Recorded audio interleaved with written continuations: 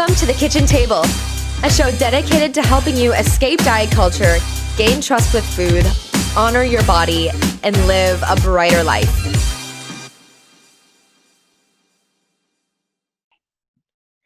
Hello and welcome back to The Kitchen Table. I am so glad you're here. I'm your host, Alicia Brown, an anti-diet registered dietitian nutritionist. Oh, and everyone, I've got such a great episode in store for you here because I've got our guest today. That's Stephanie Bonastia, who is a diet culture recovery coach specializing in women, helping them overcome binge eating and body image issues. She holds degrees in human development psychology and occupational therapy with a certification in integrative health coaching. She's currently working on her intuitive eating counselor certification as well. After struggling with multiple eating disorders for 25 years, Stephanie experienced her own recovery with the help of a coach and plenty of self-exploration. She considers her boots on the ground experience of recovery her most teachable asset. She lives in New Jersey with her husband and 3 daughters. And right now, I wish you could all see, she is coming to us from her closet, which is like my favorite thing in the world. If you follow Stephanie, which you have to follow Stephanie, you'll see her do these like closet talks from her closet. You call them closet conversations, right? Closet coaching. Closet coaching. Yeah. Yes. They're brilliant. Thank you. It's like a brand now. It's become my thing. I love it. Yeah. I was telling you that it started when COVID started because it became like my new home office because I had nowhere else to go where my kids weren't gonna like interrupt me. So it's become the closet and it's my favorite place in the house now. I so appreciate it. And the talks that you give on your stories, I was saying to you before, are just like marvelous. So hitting up your stories and gleaning all of your insights really is what prompted me to say, hey, like, can you meet me at the kitchen table? Can you come on? We've got stuff to talk about. We have to widen your voice. And you really have to talk to my audience on here. So thank you so much for being here. My pleasure. I'm excited to talk to you today. Yes. And we were going to uncover a little bit about body image and comparison stuff. Like social media is just, getting right into it. There's so much comparison happening on social media, and there's a lot of nutrition information and comparison and, comparison with nutrition information and also amongst fitness influencers and modeling type stuff, a lot of photos of people and before and after transformation photos. And we can't help but sometimes look at a photo and maybe feel a little bit triggered. Where do you think some of that comes from? Or what have you experienced yourself or maybe in your experiences with clients in terms of how to navigate maybe social media in comparison? So I find that a lot of the clients that come to me initially are following accounts that some of them might be well-intentioned in terms of, somebody who's influencing based on, their eating disorder recovery. Some have already been through recovery. Others are going through it. And then there's other accounts they're following that are more like health and wellness based. And so those seem a lot more innocuous and they seem like they're really, part of the anti-diet message. In fact, I think some of my clients really believe or they come into our sessions believing that this is, that they're doing this for their health. And I think that's where it gets tricky or it's one of the areas anyway, because I think that wellness culture is really diet culture in disguise at this point. And I think that's something you only really see after you're able to look like with a critical eye at what's going on and you really get familiar with what anti-diet means.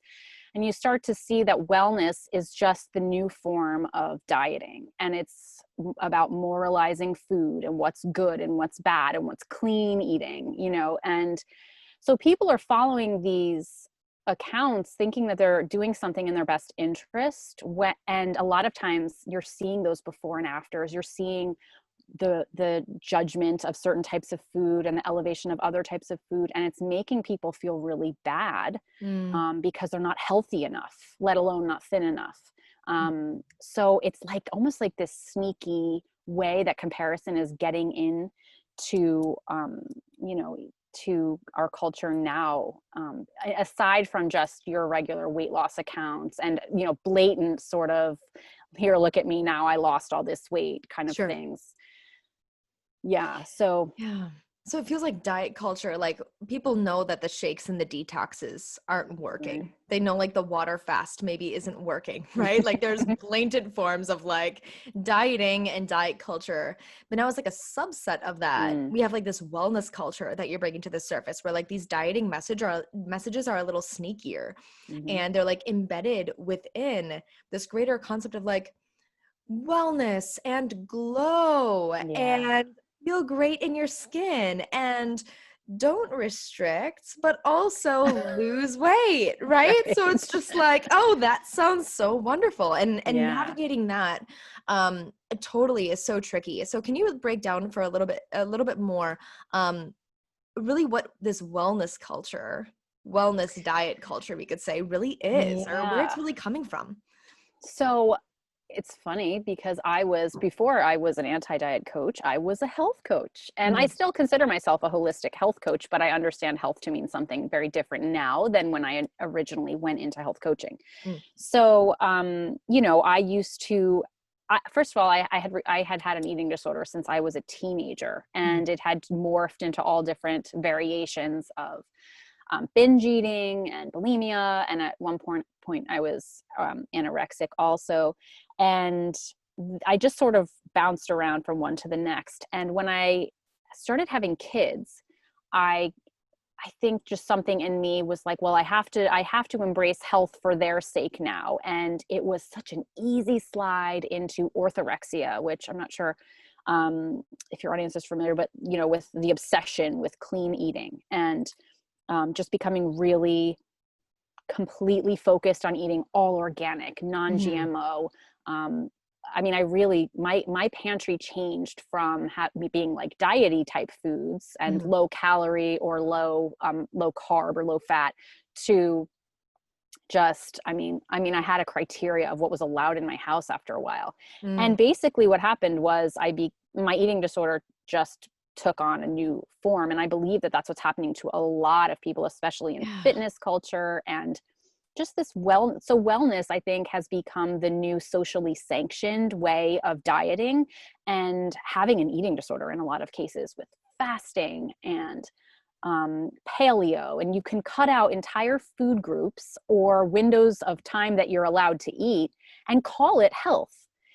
And it's funny because I actually know Jason Fung, who started intermittent fasting as a way to treat his diabetic clients. mm, He's a friend. He's my best friend's cousin, and so I know that this started in a good place in terms of him trying to really help people who are struggling with diabetes, and he was having success, but it got completely hijacked by by wellness. And mm, now you find people who have no underlying conditions. They do not have diabetes. They do not have metabolic disorders that mhm, need to be addressed. They're just looking to lose weight. But it's so much mm, easier to call it health. And, I just want more energy, or I just, some people will say it's for weight loss, but it's always alongside all these other more acceptable, ways of what you're saying, what you're doing. But right. um yeah, it's sneaky, and it's, wellness is something we're taught to, strive for. So it's, how can you Mhm. argue with it, and so I think that's how it gets in the back door. Absolutely. And thank you for sharing your experience, kind of talking about how your disordered eating kind of just changed shape from being more of the Mm, classic kind of dieting, more than kind of morphing its way into more of this orthorexia type behavior, which just to kind of clue the audience in on that and our people listening, orthorexia is really, yes, like that hyperfixation on clean eating, really considering the source of a food, the quality of the food. I talked about this in a prior episode, actually. The first Q&A episode that I did recently, actually, where it was like we took apart the differences between what healthy eating is and then what a healthy relationship with food looks like instead. that's great. Yeah. So kind of like taking those two apart. And so I think it's really clear for them to see now that, like, yes, okay, that is actually just kind of another form of disordered eating. And now how do we heal that relationship with Mm, food? So yeah. Yeah, right? Like that's the constant strive that we constantly get into, right? Like wellness on top of wellness. How can we appease wellness culture now while trying to Yeah, appease diet totally. culture? And that's impossible, right? So we'll still never eat clean enough. We'll never still be thin enough, no matter how much we try. We kind of get into that Yeah, downward spiral. totally. What a great way of saying it. Yeah, Mhm. because it's always a moving target, the same way that nutrition is. It's like, well, in one sense, I remember when I was growing up, like having a big butt was like not cool. It was like not okay. You had to have the smallest of everything. And now that hourglass figure is on, Kim Kardashian has reinvented what your body shape is supposed to look like, and you can never get it right because it's always changing. And yeah, same Yeah. for nutrition, because you've got groups on one side saying that to eat only fat and meat and no carbs, and then Mhm. another group saying that that's terrible and that's toxic, and you can't get it right. There is no getting it right. And I remember at one point just really almost believing, I remember just feeling like so boxed in to a corner, because I felt like any choice I was making around food was wrong, or I could identify Mhm. all the ways it might be harmful, instead of the ways that it was giving me joy or pleasure or nourishment. That it no longer was about that. And I had an idea that something was wrong there. And I think a lot Mhm. of people do. I think that there's people out there who understand that there's something off about feeling this way and thinking so much about food, and over fixating on it. Mhm. But how to identify that is really hard, because it's health, so it's Yeah. hard to see. Of course, we want to do the best thing for ourselves. Of course, we Yeah. know nutrition is something that can make us feel and be healthy and offer us energy and longevity. But yes, there's like this little intuitive hit that we have that I so get that where you're getting that. And it's like that little thing that says, I don't know if I'm doing this exactly right. This is taking a lot of my time. Is everybody else taking all this time thinking about food?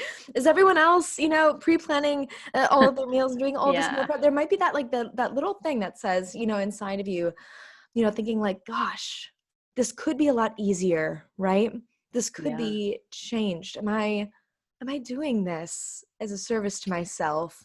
Yeah. And at what point in that and your kind of like in wellness culture did you decide that for yourself that you wanted to explore now something different to Mm. heal your relationship with food? So I have 3 kids, and I had hit a point where I saw my orthorexia merging with my binge eating, because of course the more I was restricting what I was allowed to eat, even in terms of healthy foods and not healthy foods, I was so limited in terms of what I was eating at that point, that my Mm. binging really ramped up. So my binge eating was like equivalent at that point to how to my orthorexia. And I just kind of like, I was almost 40, and I was, this birthday was like looming ahead of me, and I was like, oh my gosh, I've been doing this since I was 15 or 16 years old, Mhm. and nothing is changing. It's just taking different shapes. And I also at the time was a sugar detox coach. So I was taking people through these 21 days of no sugar and no so much other stuff. It was beyond just sugar. And I felt wrong. I felt like I watched people become afraid of blueberries.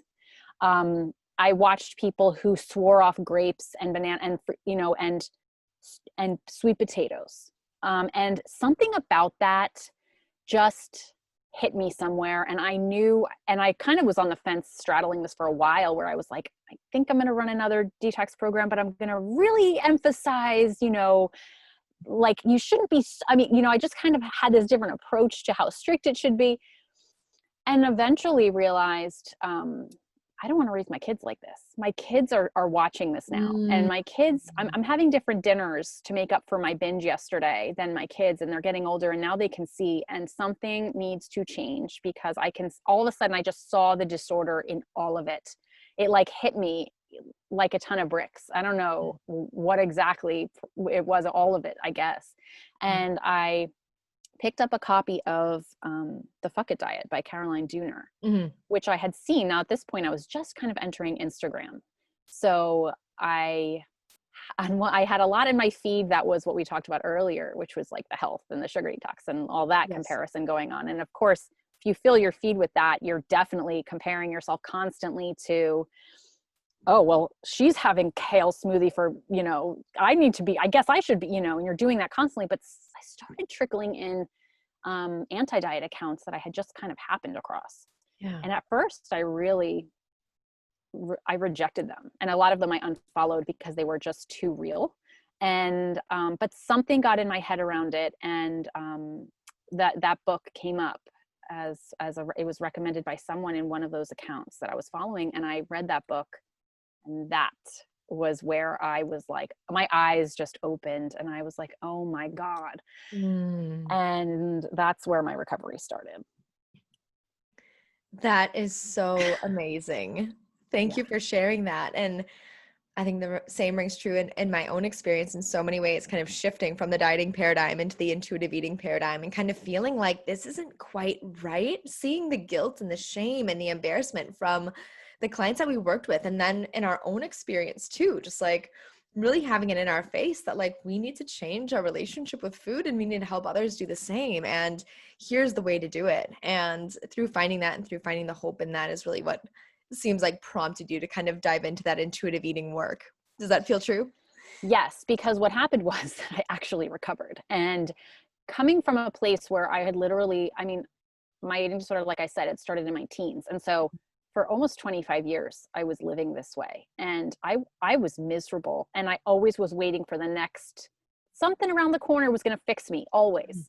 And nothing was doing it. And after a year of being in recovery and really giving myself permission to eat whatever I wanted and to listen to my body and to just keep trusting it, I stopped binging. I mean, my eating became like a normal person. And I just didn't think that was possible at all for me. And that was, I mean, that is such a powerful experience when you really are in the trenches feeling like I'm just broken. Like there's no saving me. I can never keep ice cream in my freezer and not eat all of it. That just isn't how I'm made. And to believe that wholeheartedly, and then to find that you've forgotten about the ice cream in your freezer is something that, I mean, from there, I knew that that was something so powerful that it's not presented, it's not presented to most of the, of our culture. It's not a way through because it wouldn't serve diet culture to be telling people they have permission. Oh, of course not. It wouldn't be this like No, multi-billion-dollar no. industry that it is that keeps us coming back, right? Yeah. And so it's almost like you get a little excited about it. You're kind of, I was kind of like, this is not okay. And so Yeah. I want to bring this to as many.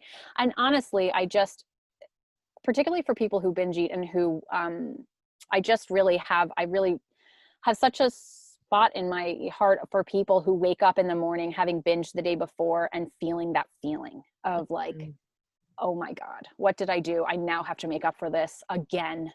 And I just know how that feels. So, and I was a coach already from being a health coach, but I understood that like my passion was going to be to get people to go from that place of waking up feeling the binge hangover to a place of freedom because there's so much more to life and people deserve that. And it's not well represented out there. I could not agree more. I could not agree more. Do you see in your work, specifically with binge eating, do you see any connection between the conversation that we had prior on social media in comparison and binge eating and binge eating disorder? Yeah. Yes. Particularly because I think people who binge eat are a lot of times really desperate to stop binge eating, of course. And so what they're doing is what I was doing, which is trying to figure out where the answer is. And we're always looking externally. So instead of, going inward, which why would we do that? We can't trust ourselves to begin with. Let's find it outside.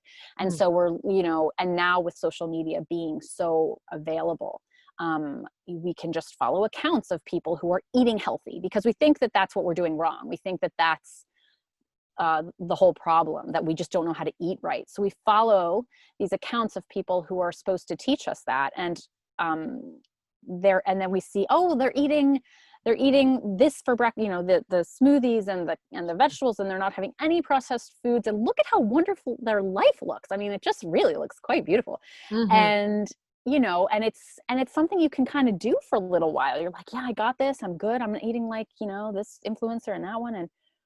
And then you binge and you're also not seeing how many of those influencers are binging, because I know that Sure. that's happening a lot. Absolutely.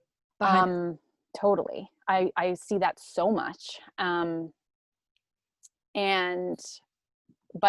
you're just becoming basically more convinced that you're doing it wrong. Yeah. And I think that that's where binging, because binging is all about shame too. I mean, there's so much shame involved, and something about you that just feels wrong. And this fuels that feeling of shame. I think that comparison fuels it. And it's also pointing you in the wrong direction in terms of where you're looking to heal. I think that we're so desperate to heal, and we're looking in the wrong places. Mm-hmm.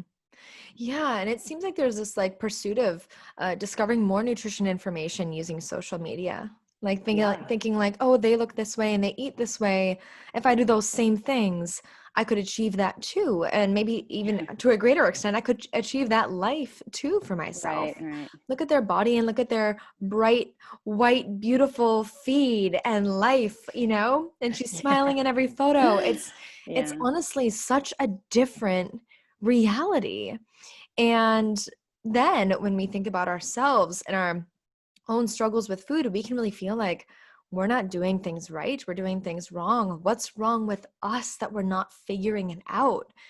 When really what you're bringing to the surface here is that like there's nothing wrong with us, and that Hmm. influencer that we're actually seeing on social media might have a really Yeah. struggling relationship with food, or it's just not exactly the reality. It's like the virtual reality might not actually be the actual reality. Definitely And not. separating those two as we're surfing on social media is just sometimes so impossible due to the types of ways that we're consuming information nowadays. Yeah.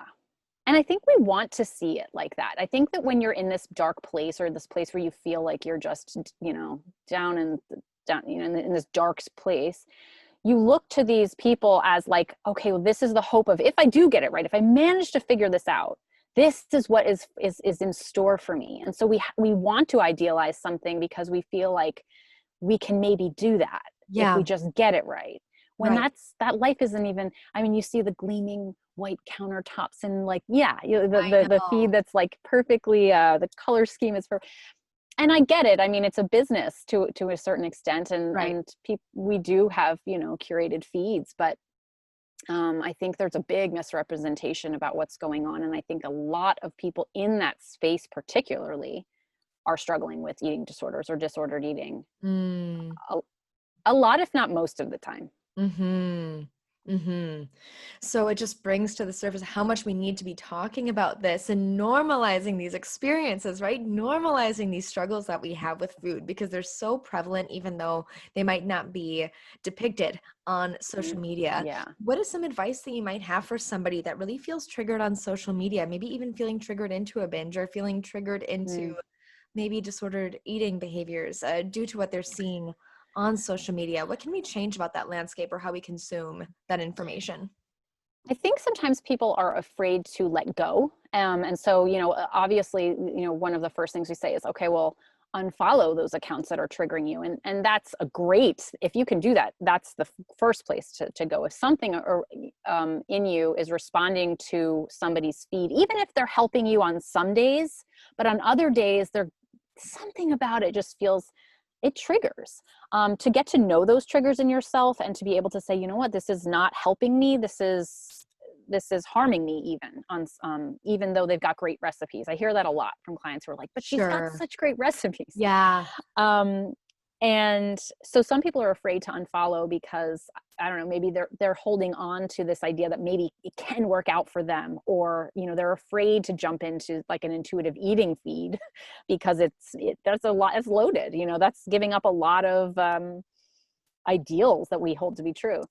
And so I think you can mute accounts that are making you feel bad. But I think if that seems scary, that the concept of like adding in other accounts. So if you feel like you just can't let go of whoever it is, find other accounts under the hashtag anti-diet or intuitive eating Mhm. or non-diet approach, um, if you're struggling with an eating disorder, even, eating disorder recovery, anything there, you can find, I mean, there is a large community of us, right? I mean, Yes. even though we're like a pebble in the sand Yeah. or compared to the rest of the people out there, but there's so many wonderful accounts and aimed at different like specific things. There's some people who are, therapists. There are some people who are coaches. There are some people who have just gone through it and they're sharing their journeys.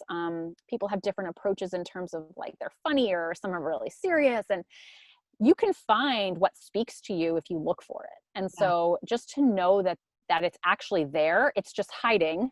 And you have to seek it out, but you can. And if you start adding those and peppering them into your feed, it will slowly start to change the way that you're thinking. And even if it's just planting seeds that need time to grow, that's how I started, really, is just Yeah. like little by little. And at my comfort level, I just started to accept more and more of it. But, I think that's a way to challenge what we're doing to ourselves on social media, because social media can be very toxic for sure, but it can also be incredibly empowering and helpful, which doesn't get talked about as much as the negative aspects of social media. Oh, totally. I think social media can be such a force for good Yeah. if we can recognize the ways that it's not serving us. Yes. And so I love how you kind of unpack there and say, kind of backing up and just saying, look, if you're feeling like this isn't serving you, or you feel like you could add some different perspectives into your feed to start to pepper them in, trickle them in, and start to see things in a different way, you can almost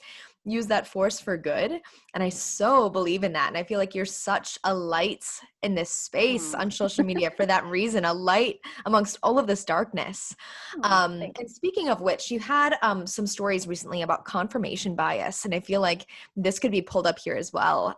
As you're talking about like finding it hard to like separate yourself from the dieting messages, or finding it hard to like separate or distance ourselves from the things that we know to be true. Because when we hear our narratives that we believe recited over and over again, they become more solidified, they become more instilled. And that's what confirmation bias is, right? We like to hear like-minded advice and opinions and things that fuel things we already know.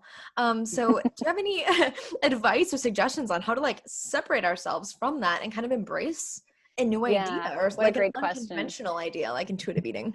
Yeah, so I think it goes against a lot of human nature to challenge that, of course, because it's uncomfortable, and it's like it shakes up our whole way of knowing.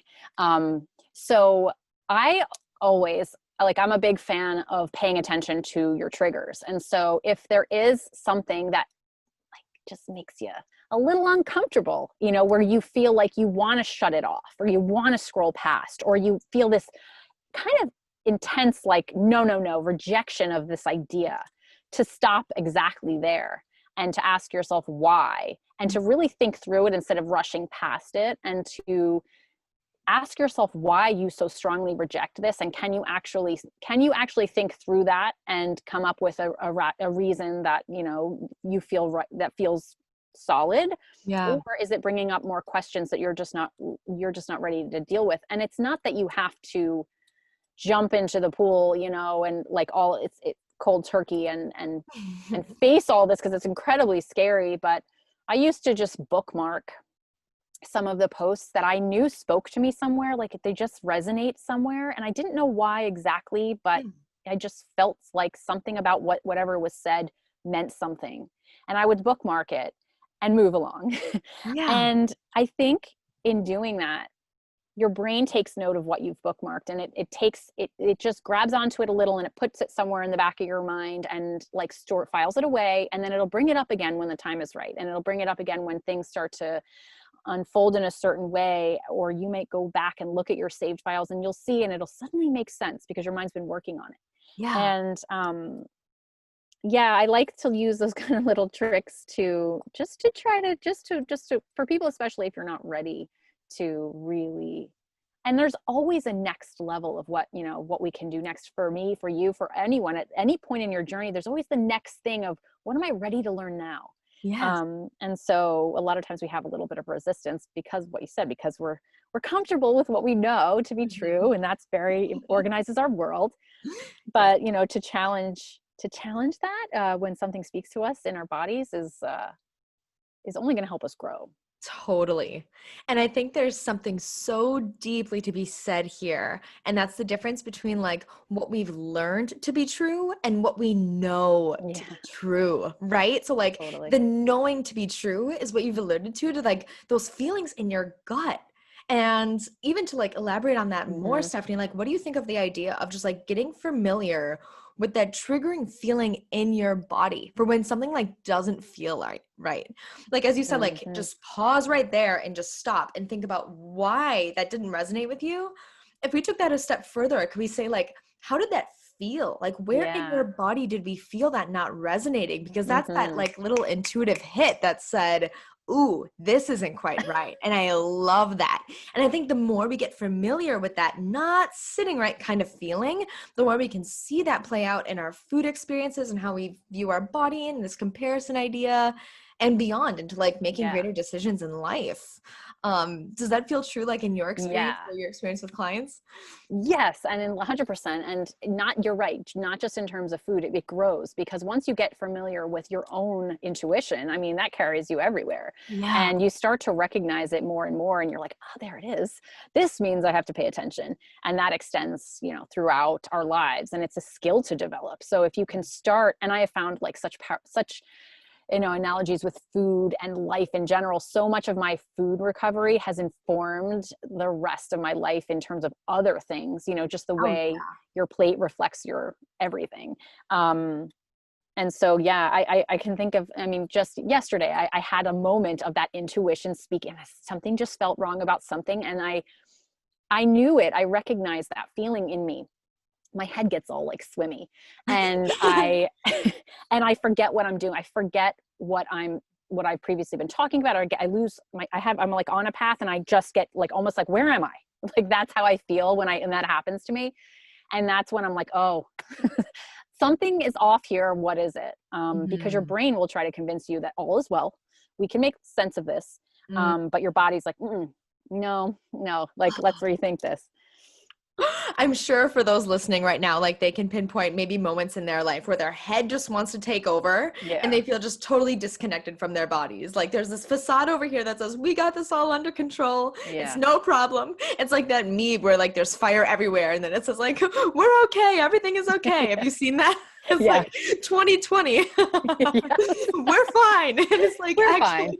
actually, we can recognize sometimes that we're like not fine really more when we like tap into the body and really truly listen to it and let those sensations really guide us. I Mhm. so feel that.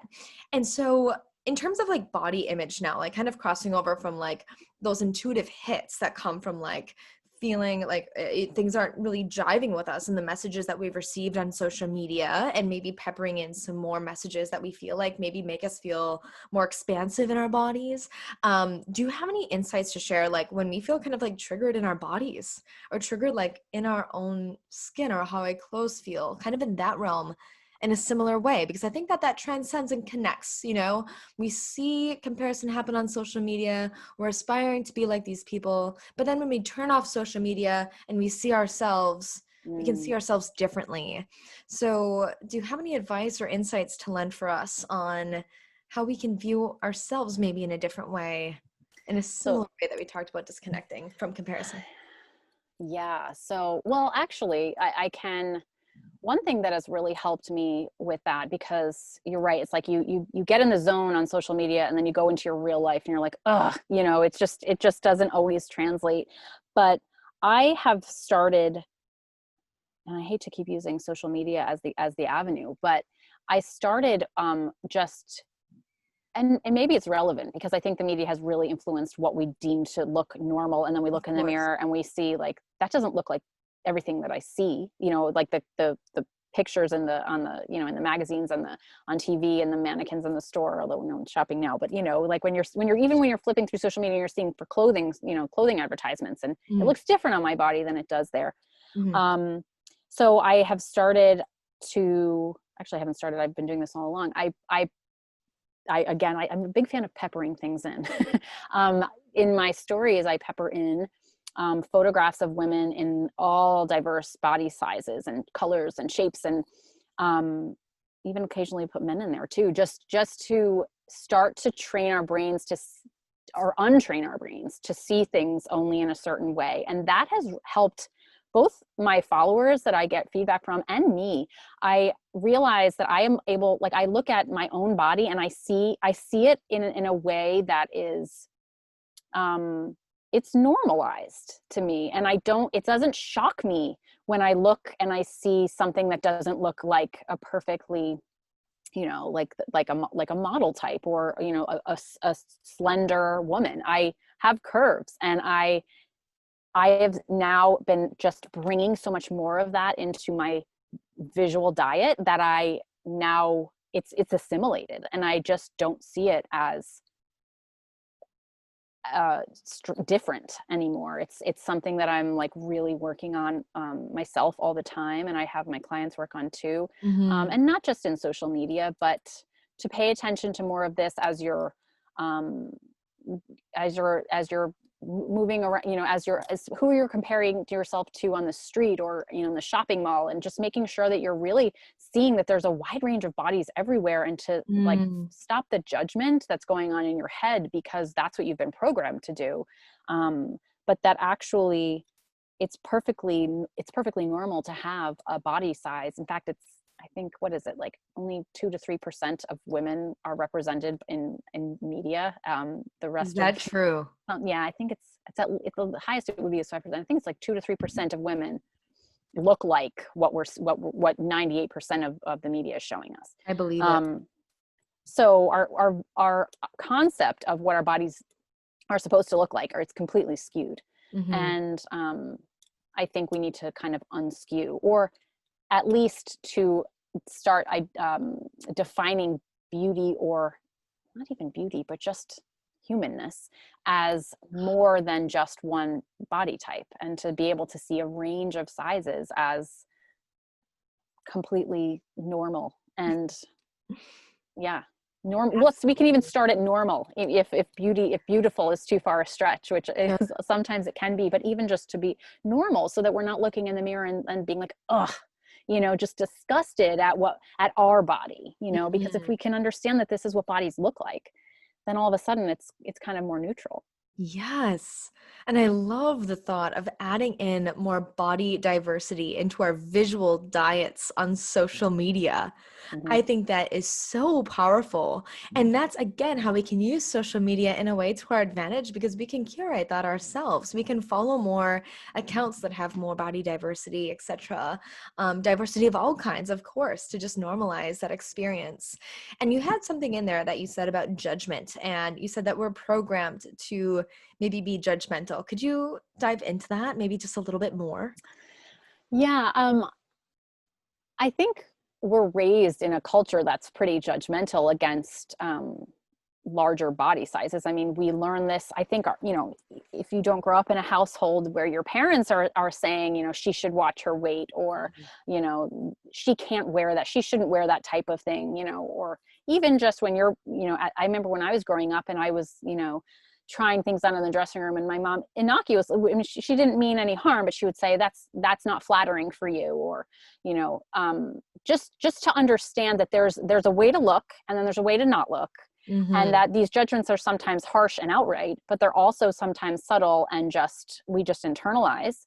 Yes. And like, I mean, there's also, I just posted something the other day about how there's 14 or 15 fat jokes in the average sitcom that's aimed at a family sitcom.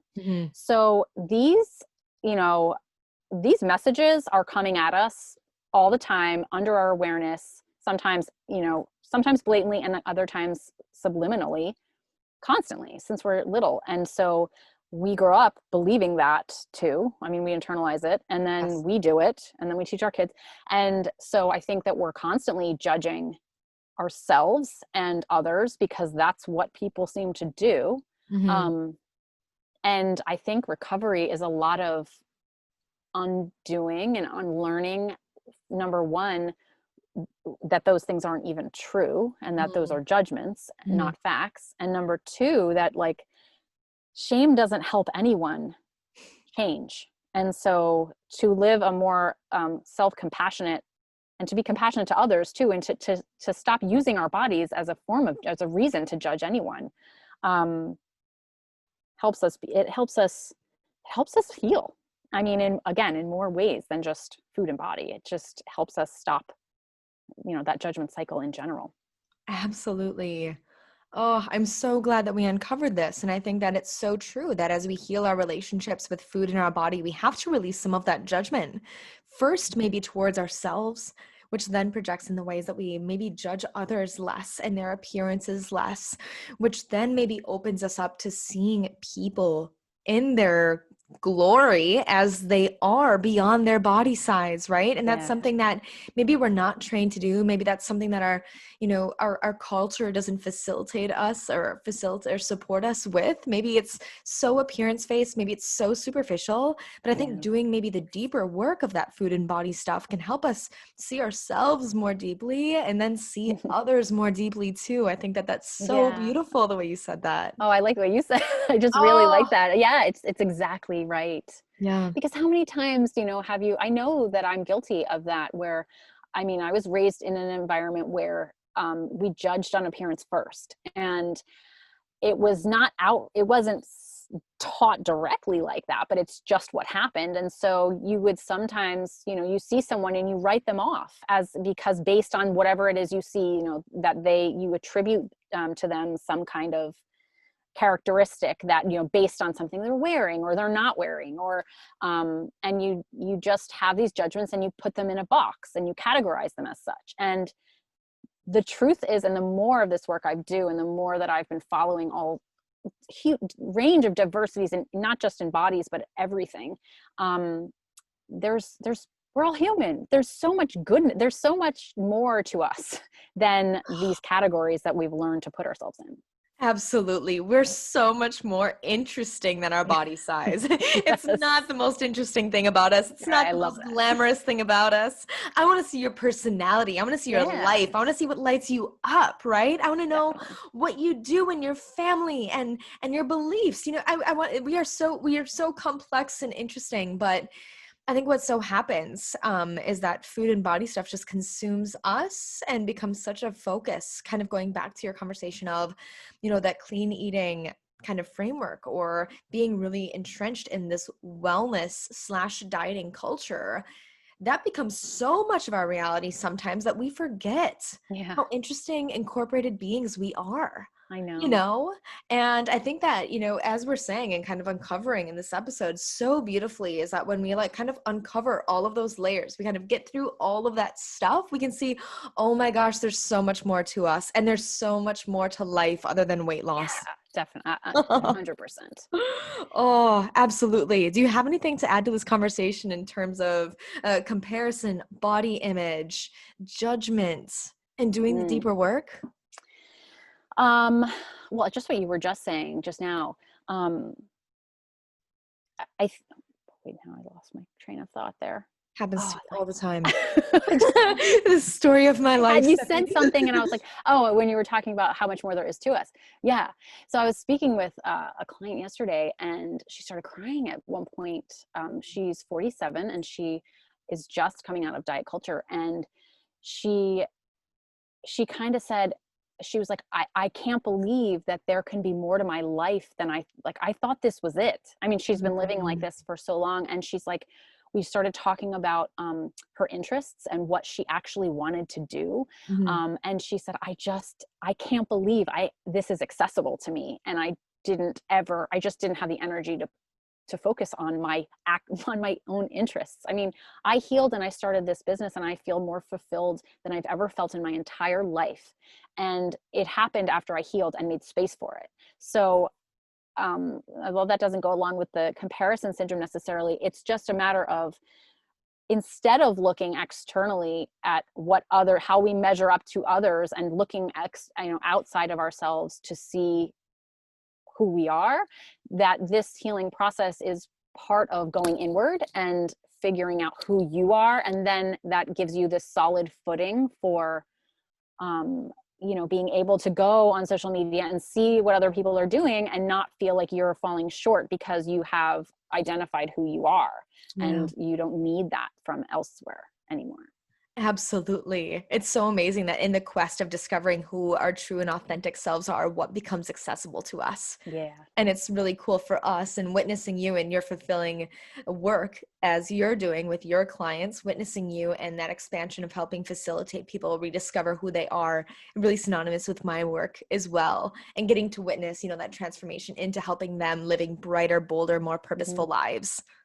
Yeah. Oh, Stephanie, thank you so much for all of this, like, absolute mic drop wisdom shared Uh, on this podcast today. Share with everyone where they can find you, where they can connect with you, how they can work with you. Can you just give them a quick rundown yeah. of all of the ways that they can connect? Yeah, so I'm on social media as I am Stephanie Michelle, and you spell Stephanie with an F and Michelle with one L. I know my parents made it really hard.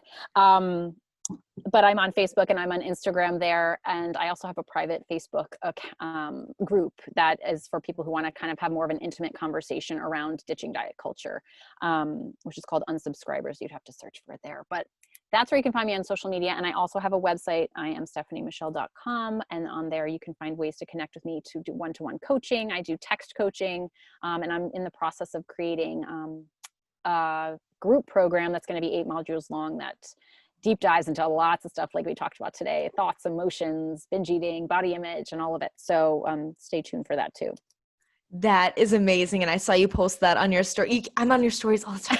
I feel That's like, awesome. I love is it creepy that I always say No, I love when people are on my stories. I feel like that's where like my kitchen table is, it's like, that's where we chat. It is wonderful that everyone has to go over to Stephanie's kitchen table on her stories.